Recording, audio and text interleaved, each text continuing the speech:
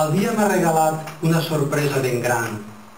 He aprofitat la fresca del matí i he descobert camins que desconeixia a la Marina Alta.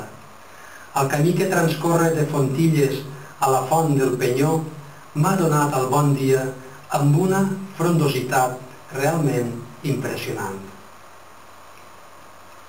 Pins, carrasques i garrofers cobreixen el cel i protegeixen el vianant del sol.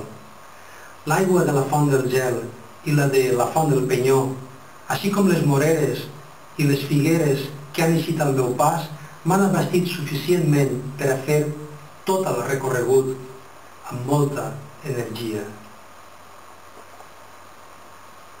Les esquelles dels bous i les desenes de rates penades que voleiaven dins del túnel d'accés a la presa d'Isbert li han donat a l'excursió un caràcter aventurer que ben bé m'han fet disfrutar.